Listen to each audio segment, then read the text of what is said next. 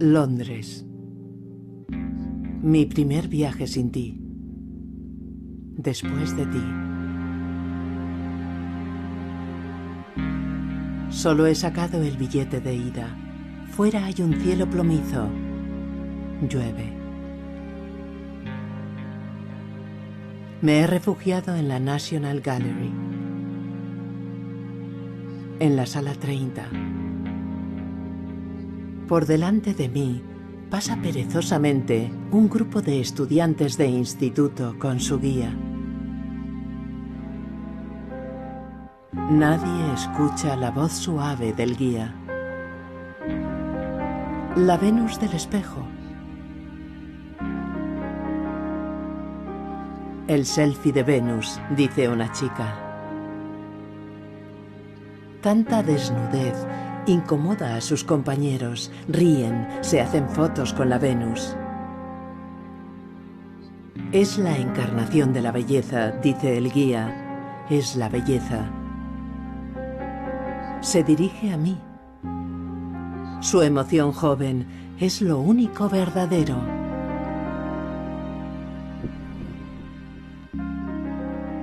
Y prosigue. En 1906, una sufragista, la señorita Richardson, desgarró la tela a martillazos. Quería destruir la imagen de la mujer más bella, alegó. Ver el mundo ya no será lo mismo después de este pintor.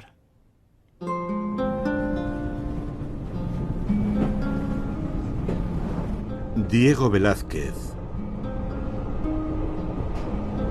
O el realismo salvaje.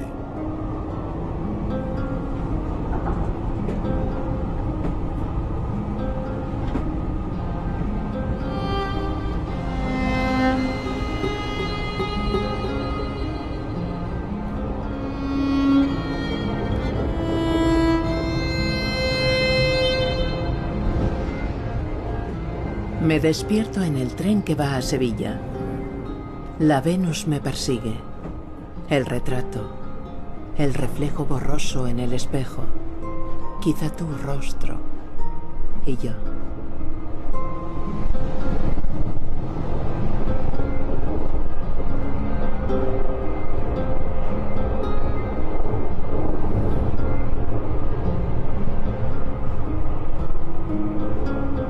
He dejado en el andén mi bolsa con los libros leídos sobre Velázquez. Solo me quedan mis apuntes, fruto de la fantasía y del recuerdo del guía hablándome de la belleza y la emoción. Amanece sobre Andalucía y sobre la vida del pintor de pintores.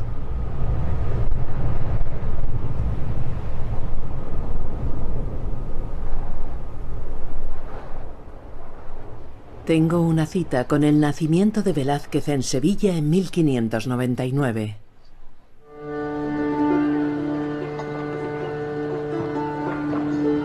Ciudad densa, cosmopolita, la nueva Cartago, la nueva Babilonia, que vive al capricho del Guadalquivir y sus inundaciones.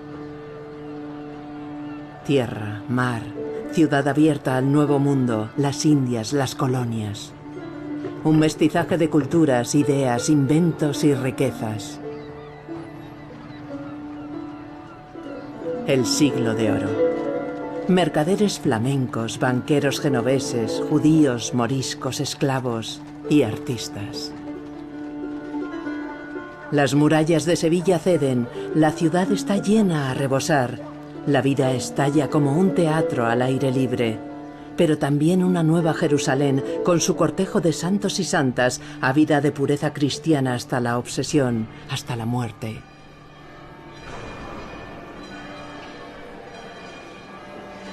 La Inmaculada Concepción. Velázquez la pinta a los 17 años, sueña con el ascenso, con la cima.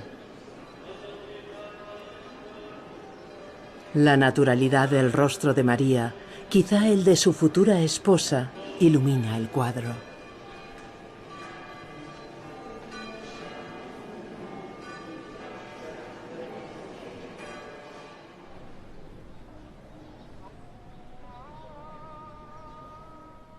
Recorro Sevilla siguiendo el rastro del joven Velázquez.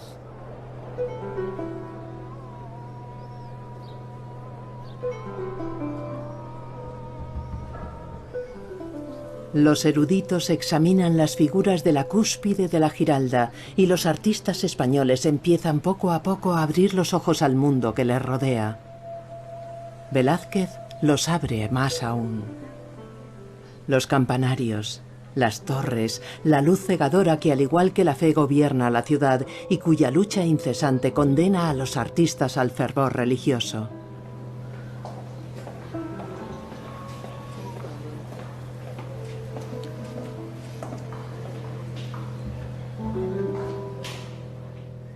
El joven Diego Rodríguez de Silva y Velázquez es el mayor de 8 hermanos. Nacido en el seno de una familia burguesa acomodada. Su padre es un notario de origen portugués. Su madre pertenece a una familia de la pequeña aristocracia sevillana. En sus manos, de niño, la piedra de las calles, las paredes, las sombras, los mosaicos del Alcázar constituyen los pigmentos de su paleta imaginaria. Paso horas deambulando por la casa de Pilatos. Lugar de encuentro de mecenas, poetas e intelectuales. Modelo del palacio andaluz de la Sevilla del siglo de oro. A los 11 años, bajo la atenta mirada del maestro Pacheco, el alumno aprende durante 6 años a tensar los lienzos y a moler los colores, pero nada de pintar.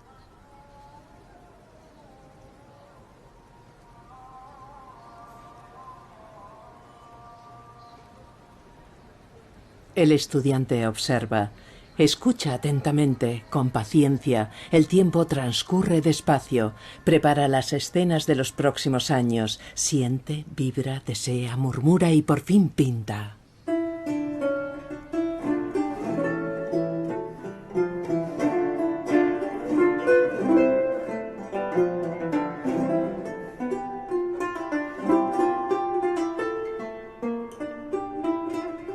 La vieja friendo huevos, 1618. El joven Velázquez abandona la imagen religiosa de los maestros españoles y pinta escenas de género de la clase humilde. Es la irrupción de la rutina y la vida de los bodegones, las naturalezas muertas españolas tradicionales.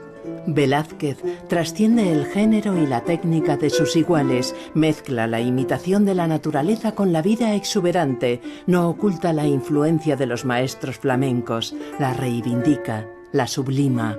Las escenas soñadas por el joven aprendiz cobran vida en potentes claroscuros.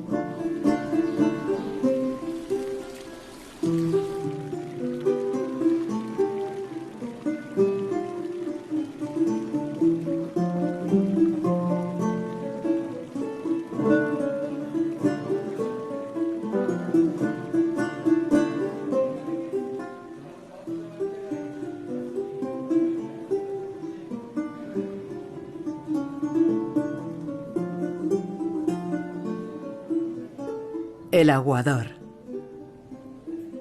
Lleva el agua de la fuente a las casas sevillanas. Supera la realidad. El pintor juega con los contrastes y el acabado de los materiales, la cerámica y el cristal, las actitudes, las edades. Los trazos luminosos atraen la mirada, la estimulan, el virtuosismo deslumbra, la sencillez de los personajes conmueve. Al igual que en sus otros bodegones, la escenificación está muy cuidada, la luz da vida a personajes y objetos. La tinaja emerge, como si fuera a salir del cuadro. Me cuentan que se hicieron 2 réplicas, el personaje del fondo surge cada vez más.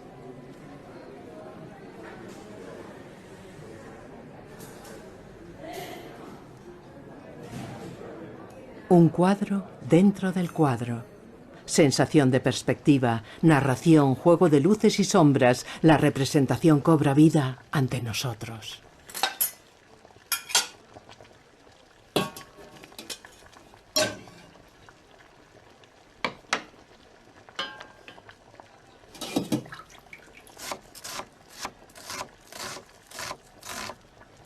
Es la cruda realidad, hermosa y sencilla.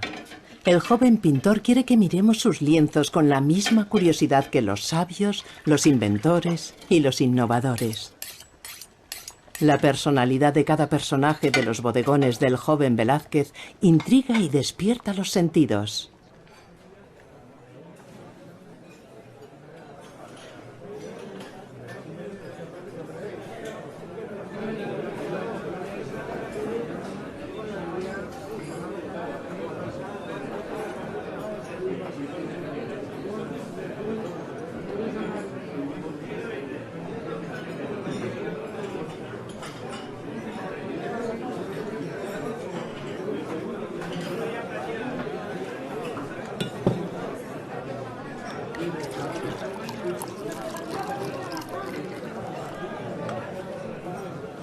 Sin pintar realmente retratos, como hacían los otros nuevos miembros de la Corporación de Pintores de Sevilla, el joven Velázquez mostró su superioridad y su gran virtuosismo en el realismo e intensidad de los rostros.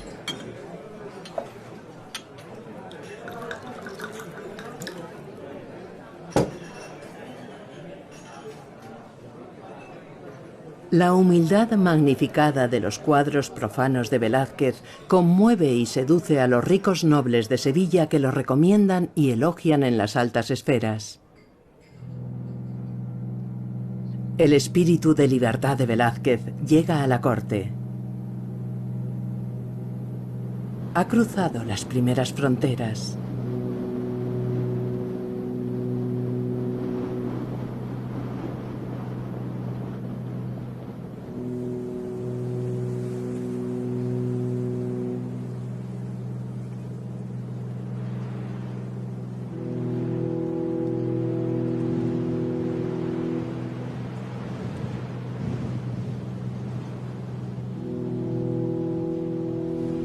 Como Velázquez, me dirijo a Madrid, a la corte de España, pasando por las colinas de Guadarrama, por ese lugar mítico llamado la Silla del Rey.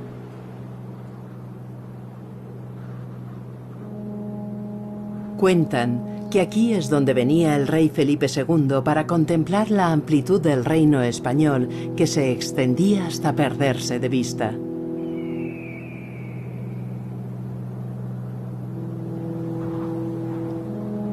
Aquí, hasta el aire es regio, igual que la luz. En 1561, Felipe II mandó construir aquí el monasterio y palacio del Escorial.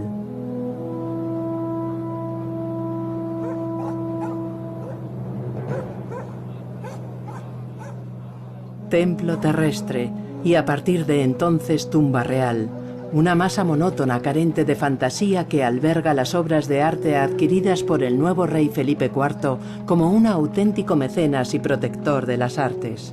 Cuadros de Rubens, Tiziano, Tintoretto están de manera permanente en las majestuosas salas del palacio.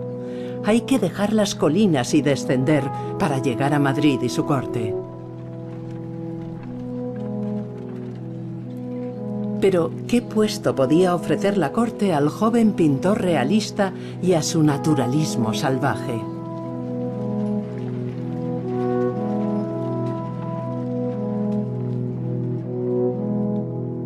En 1622, el joven Diego tiene 23 años.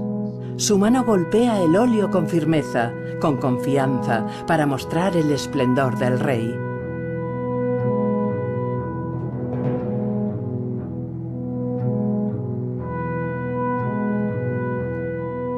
Movimientos controlados, rápidos, espontaneidad, una técnica excepcional.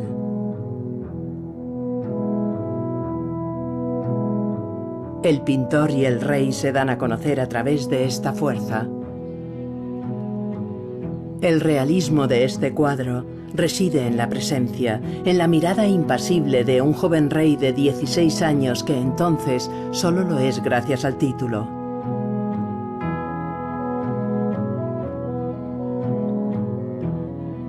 Este retrato me recuerda al de las estrellas del pop de los 80, un David Bowie magnético que solo con la melancolía de su mirada ya seduce a sus fans. la precisión de los rasgos poco agraciados del monarca, la sensualidad de los reflejos del cabello. Encantado con el retrato, Felipe IV admira inmediatamente las dotes artísticas del pintor.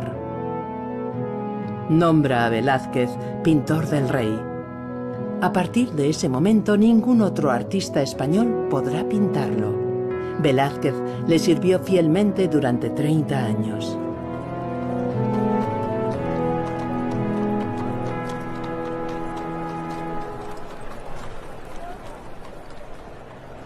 Estoy en medio de la Plaza Mayor. Intento imaginar al joven rey Felipe IV en su también joven capital española. El país está minado por las guerras, sumido en una crisis económica y social, además de moral. El poder del reino ya casi no es más que una ilusión. Y mientras tanto, el rey se dedica a cazar jabalíes y a correr tras las mujeres.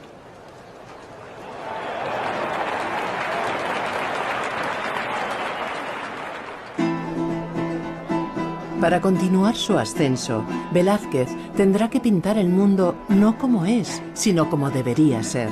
Debe rechazar las normas y las formas de los representantes del espíritu nacional.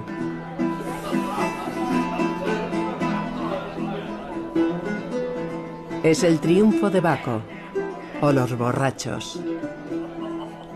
Al contemplar la libertad alocada del lienzo, empiezo a encontrarle gusto a mi nueva soledad.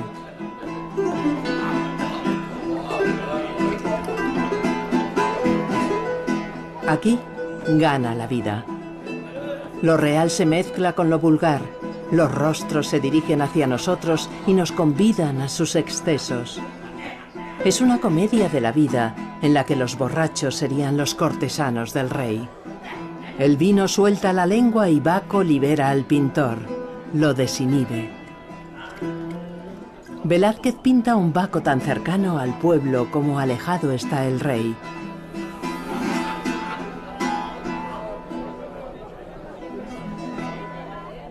Para que haya un gran artista tiene que haber un gran hombre, decía el maestro Pacheco, y Velázquez sabe que sin un gran rey no conseguirá un gran retrato. Bajo su pincel, rojo sangre y oro, se atreve a proclamar rey a Felipe IV. Un hombre que por fin es rey de algo.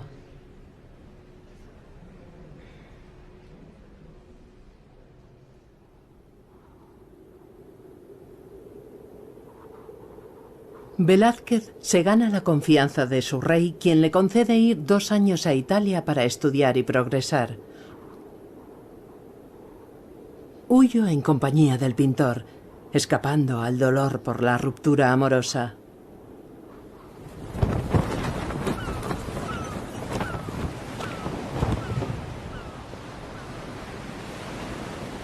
Por el Mediterráneo, rumbo a Italia, Génova, Venecia.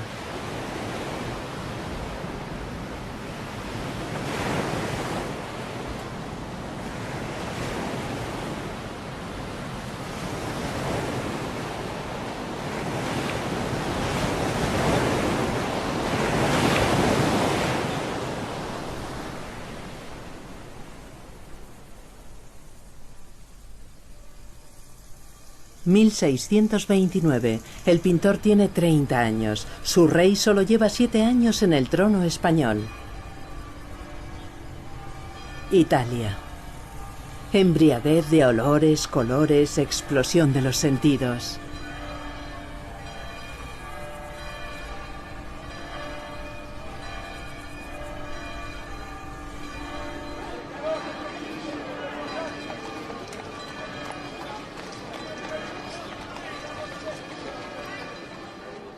En nombre del rey y de Dios, se le abren las puertas de todos los lugares privilegiados, monumentos y colecciones de las cámaras vaticanas.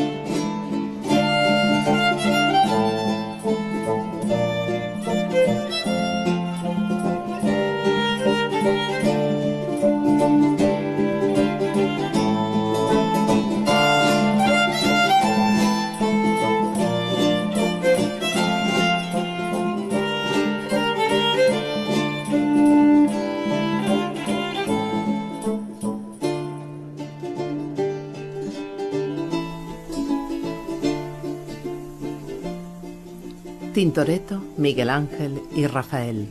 Días de dibujos y copias de frescos. Una renovada alegría de pintar. ¿Qué le importan el dinero y los encargos de retratos que aguardan en España? Velázquez aprende a pintar siguiendo su deseo, vuelve a la mitología como una forma de retarse en duelo a sí mismo.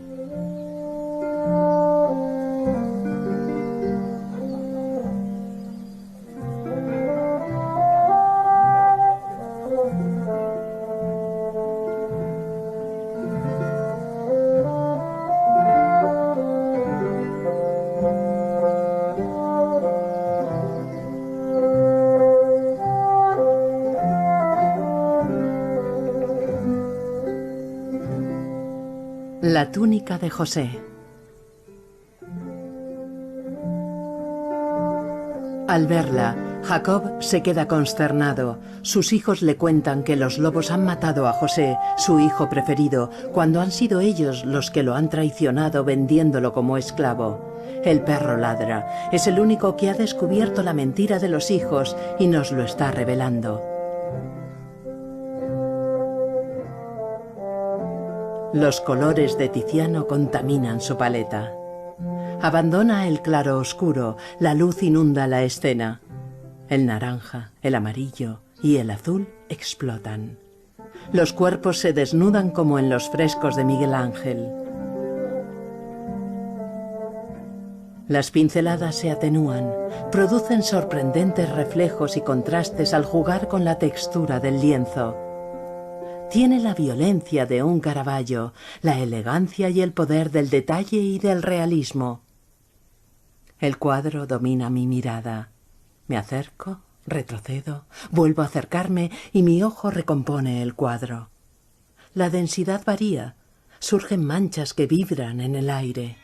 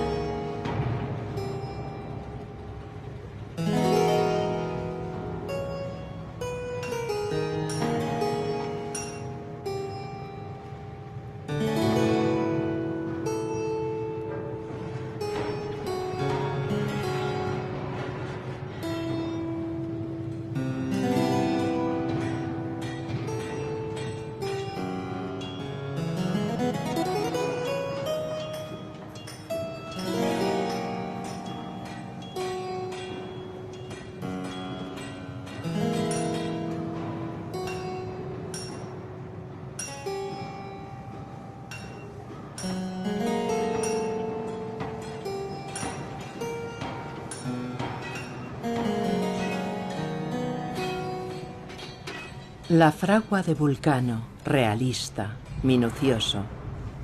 Apolo, un galán algo ridículo, le cuenta a Vulcano la infidelidad de su mujer Venus con Marte.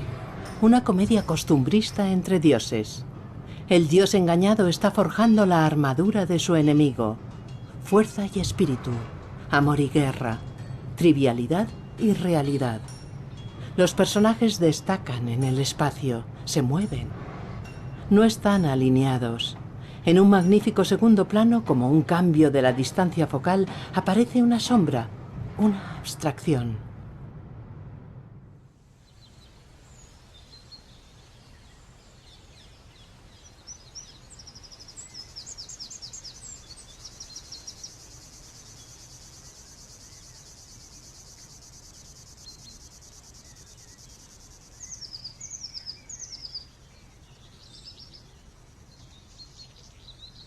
Tengo vértigo. Hay demasiados colores y sonidos. El calor de Roma y tu ausencia. Mi particular síndrome de Stendhal, de estrés del viajero. Demasiado sol.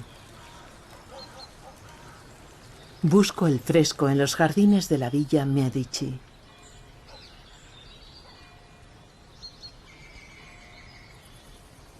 Velázquez pasa todo el día en estos jardines dibujando las esculturas. Su mirada se detiene en los movimientos que provoca el aire alrededor y sale a la conquista de los paisajes.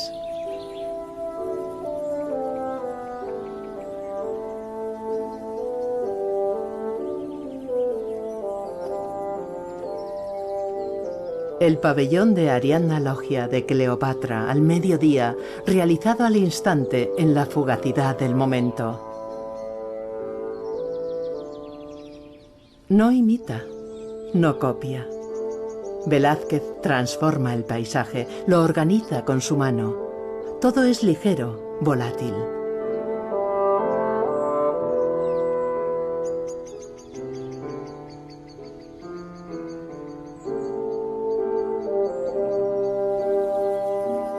La Serliana en obras al atardecer. El movimiento es como un punto de no retorno.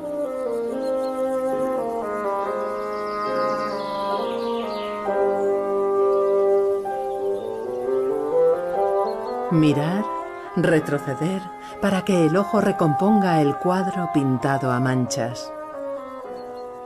Ilusión de real. Pintar las cosas y la vida como se sienten. Impresiones. Y aquí lo tenemos, maestro de los paisajes. En los jardines de la Villa Medici, el pintor dirigió la pintura hacia la modernidad. Empezó a dialogar con futuros artistas, no solo pintores, también fotógrafos, cineastas y filósofos. Mis ojos se pierden en las manchas de luz del follaje. Los paisajes de Velázquez y los de los impresionistas se comunican. A partir de ahora, todos los artistas que analicen su tiempo van a dialogar con él.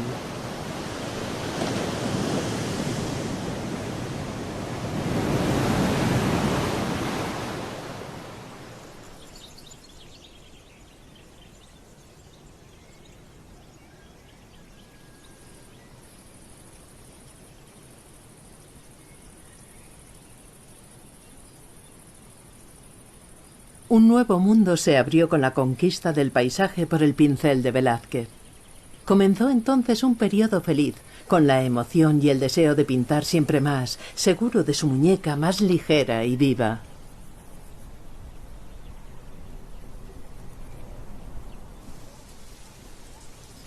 Entre las cosas y la gente, entre los personajes y los planos, la representación de la naturaleza. Los magníficos 2 años en Italia que le concedió el rey llegan a su fin. Velázquez regresa a la corte en 1631 con un nuevo protagonista de sus pinturas: el aire. El cielo infinito, los azules, los grises de las nubes, las infinitas posibilidades del cielo velazqueño. La decoración de la nueva residencia real, pero innovando, renovando, iluminando una monarquía tambaleante que recupera la esperanza perdida con el nacimiento del príncipe Baltasar Carlos, después de 4 niños muertos. No se le había permitido a nadie pintar al príncipe hasta el regreso de Velázquez.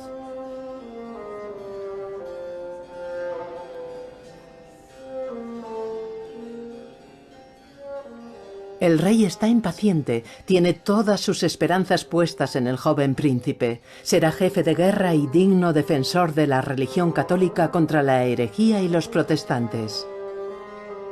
Al lado del gesto solemne del joven príncipe, el enano, en el movimiento de la vida, con su melancolía. Atrás queda el tiempo despreocupado de la infancia. Alta escuela de equitación, el poder, el adiestramiento, el niño rey. Me divierte contemplar a un niño de 2 años sujetando las riendas del mundo. Pero en esta ocasión se trata de la alta escuela de pintura, no de equitación. El increíble dominio de los planos a escala reducida. Condes, duques, enanos, los poderosos y los sirvientes, el maestro de caza, ante la atenta mirada del rey y de la reina, que se han vuelto transparentes, inexistentes.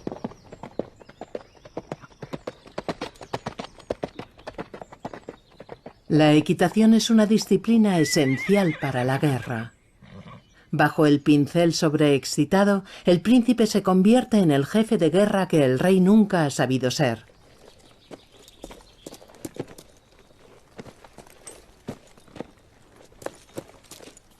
Pinta un lienzo tras otro para decorar el palacio de verano del Buen Retiro y el pabellón de caza, la Torre de la Parada.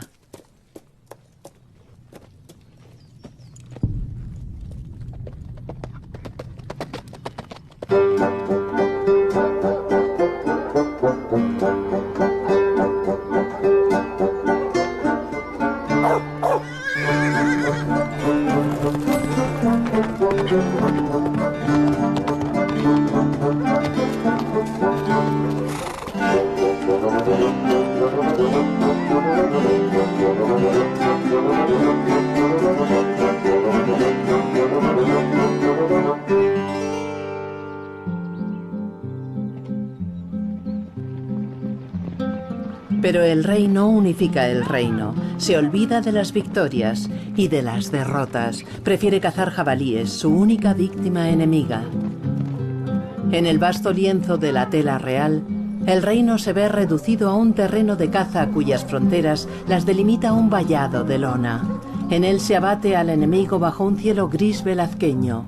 El pueblo y la corte han sido invitados al espectáculo de un imperio que se ha vuelto invisible en el gran vacío del centro del lienzo. Felipe IV, una figura cualquiera, da la puntilla al animal con la lanza real. Las carrozas pasan, los cortesanos se aburren y hablan, beben y se echan la siesta. El imperio se adormece.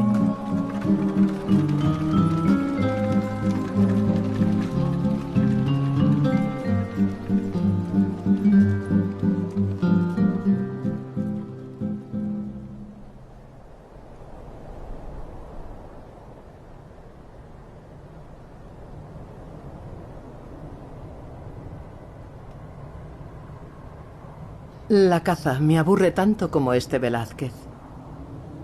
Prefiero el de las batallas antiguas.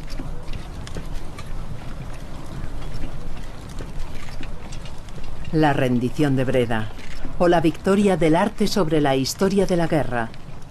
La ciudad holandesa de Breda había caído 10 años antes, en 1625. Solo el pincel de Velázquez permite que las victorias no caigan en el olvido. De nuevo el aire. Breda es ligera, visualmente etérea. No se mira, sino que se lee. Un soplo de paz más que de triunfo, los destinos violentos o gloriosos en cada rostro. Justino de Nassau entrega las llaves de la ciudad al comandante del ejército español, Ambrosio de Spínola. Más que la victoria, lo que cuenta es el gesto elegante, impidiendo al enemigo arrodillarse. La paz parece la única victoria posible.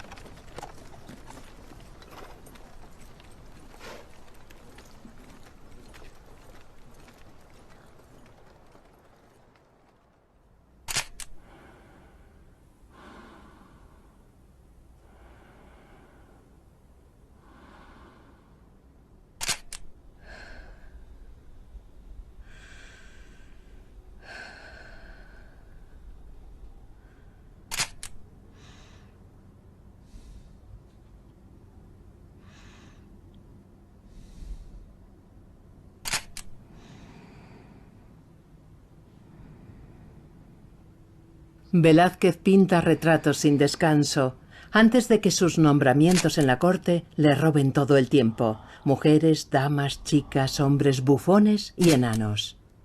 En medio del detalle aparecen trazos inconclusos, expresiones intensas de libertad y de marginalidad, físicas y sociales. de un tirón, como en la técnica a la prima. El gesto rápido, controlado, la espontaneidad, la búsqueda de una intensa impresión visual.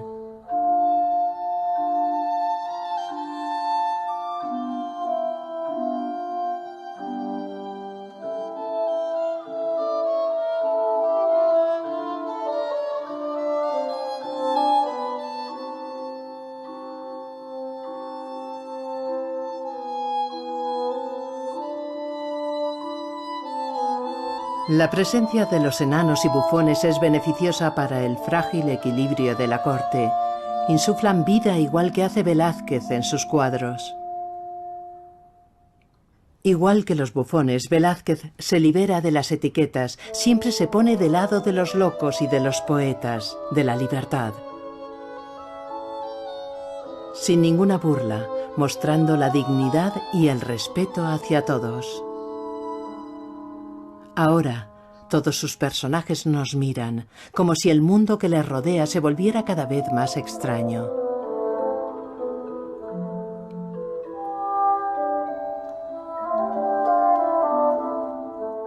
El enano nos mira con intensidad, a nosotros y a nuestras imperfecciones. Los especialistas se pierden, no consiguen datar los cuadros. Los signos se confunden a medida que la abstracción va ganando en las obras del pintor.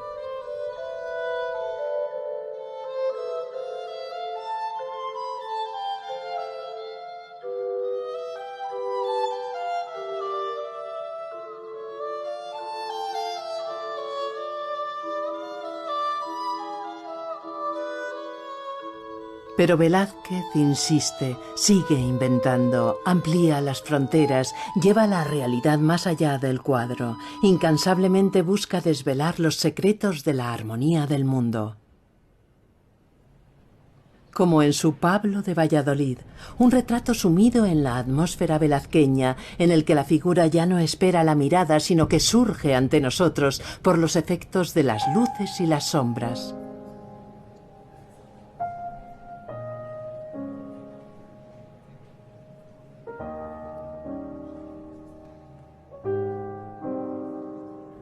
El periodo feliz se acaba, igual que el entusiasmo, tal vez por cansancio o por el envejecimiento del pintor y del rey, o el mío.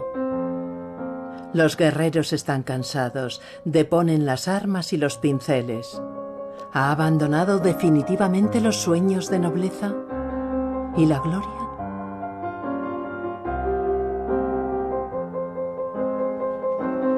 El pintor recibe el título honorífico de Gran Ujier de la corte, luego de ayuda de guardarropa del rey y más tarde el de ayuda de cámara del rey. Por último, al año siguiente, en 1643, lo nombran superintendente de las obras reales. Acompaña al rey a todas partes y ya casi no tiene tiempo para pintar. Velázquez vuelve a Roma en 1648, tiene 50 años. Es un viaje administrativo para comprar cuadros de los maestros italianos destinados a las colecciones del rey, en las que el monarca triste se encierra cada vez más. El príncipe Baltasar, el príncipe del aire, también ha muerto. Velázquez se aleja de la decadencia. Recupera la libertad italiana, las ganas de experimentar. En Roma, el mundo cambia más deprisa. Católicos y protestantes firman la paz. El enviado del rey se dedica por completo a su misión y no piensa en volver.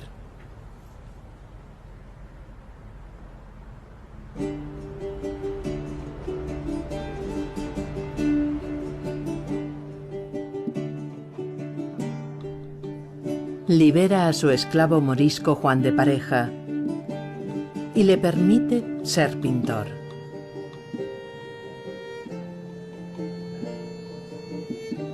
Palomino diría de este retrato: los demás parecen pinturas, pero este parece real.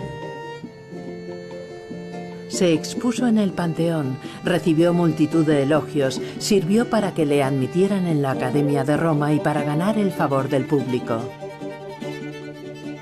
El gesto que tuvo Velázquez con su esclavo fue como un impulso sacado de la libertad de pintar al Papa. Fue la ocasión de alcanzar el nivel de los más grandes, un inmenso honor para un pintor extranjero que Rubens nunca tuvo. Y quizá la última oportunidad para acceder a la nobleza a su regreso a Madrid. Rojo, blanco y oro, más rojo que estalla a la vista. El detalle y los trazos vivos y precisos para acentuar la veracidad y la intensidad de la mirada. En Roma, el cuadro produce sentimientos entremezclados, un nudo en la garganta. Troppo vero, demasiado real, dijo el Papa al contemplar su retrato. El retrato más sobresaliente que se haya pintado nunca, dirían Taine y Francis Bacon mucho tiempo después. En los papeles que sujeta con la mano relajada está la firma del pintor. ¿Se trata del salvoconducto del Papa para conseguir el acceso a la nobleza? El rey reclama su regreso. Mientras tanto, en Roma todos quieren ser retratados por Velázquez. El pintor se dedica a su otra vida, a su otro amor. Tiene un hijo. Se desconoce quién era la madre. Parece ser que se llamaba Flaminia. Unos dicen que también era pintora, una de las pocas pintoras de la época. Otros dicen que era modelo y otros piensan que ambas cosas. Es la Venus del espejo, el tercer gran cuadro de Roma. Velázquez pinta a su amor, a su hijo bastardo. Sueño con la lluvia de Londres y con aquel instante mágico cuando me refugié en la National Gallery, en la sala 30, cuando vi el cuadro y luego las palabras del guía.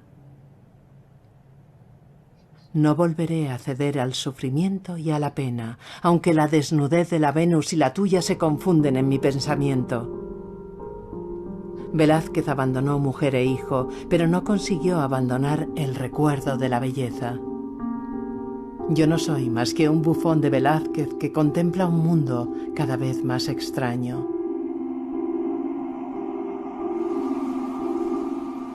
El último regreso a Madrid.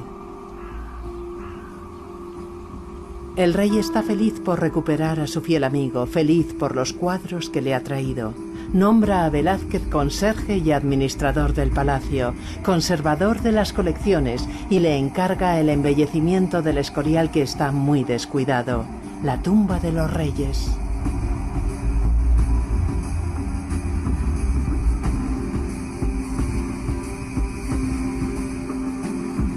El Cristo de Velázquez, poema escrito en 1920 por Miguel de Unamuno. ¿En qué piensas tú, muerto, Cristo mío? Es hermosa la luna solitaria, porque ese velo de cerrada noche de tu amor, la abundosa cabellera negra del Nazareno, blanca luna, como miras dentro de ti, donde está el reino del sol de vida, del que nunca muere.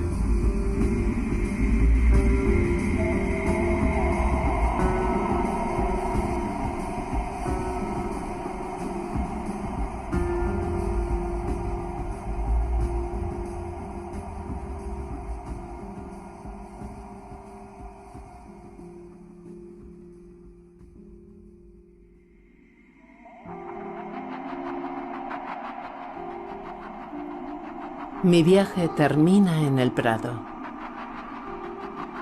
Todos los viajes relacionados con Velázquez terminan aquí. (1656) Las Meninas.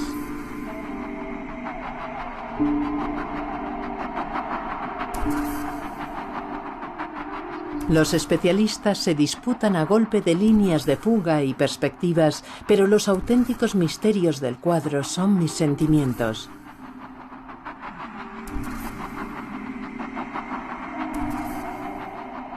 Mi mirada, probablemente también la de ustedes, se dirige primero a la infanta, a su rostro en el que veo una especie de tristeza distraída, quizá porque ahora, algunos siglos más tarde, soy un testigo perspicaz, cansado de tantas versiones, explicaciones y teorías.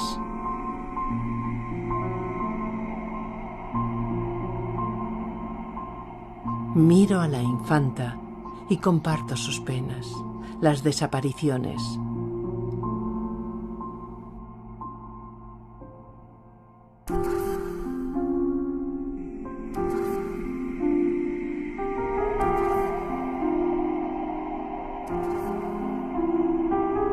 La infanta ilumina el cuadro.